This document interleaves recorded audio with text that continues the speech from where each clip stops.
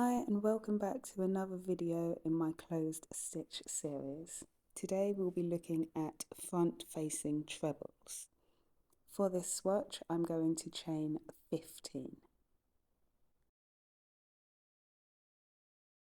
To start row 1 we're going to skip 4 chains and start from the 5th chain from hook by yarning over twice.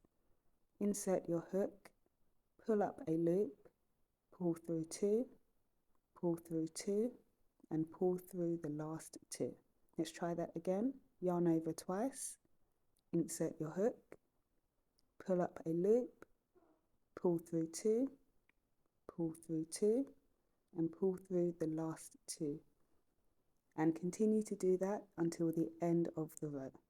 Remembering that the skipped 4 chains at the beginning of the row count as 1 treble crochet.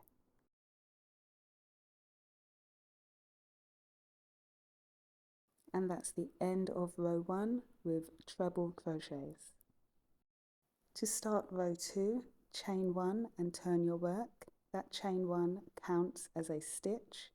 So going into the 2nd stitch, we're going to make a slip stitch. So to make a slip stitch, we insert our hook, pull up a loop and pull through. Very simple.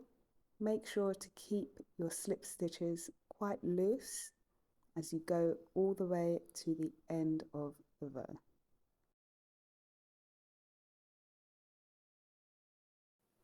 Now I'm at the end of the row. Make sure to put 1 slip stitch into the top of your chain 4 from row 1. And that's the end of row 2. To start row 3, we're going to chain 4, which counts as our first treble crochet, and turn our work. Now, we need to make sure that we're not working into the trebles from row 1, but instead working into those slip stitches here from row 2. So you may have to turn your work a little bit, but continue to make treble crochets into the slip stitches from row 2 all the way to the end of the row.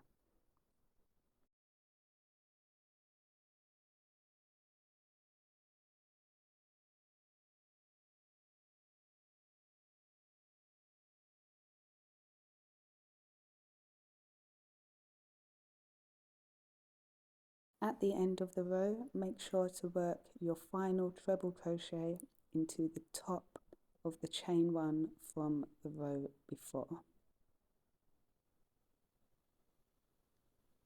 And that's the end of row 3. So to complete the pattern or to continue the pattern, repeat rows 2 and 3. I'll join you when I've done a few more rows. After 7 rows, this is what my swatch looks like. The front facing trebles has a beautiful texture with those slip stitches. I hope you enjoyed this video. Make sure to like and subscribe to see more crochet stitch videos. I'll see you next time.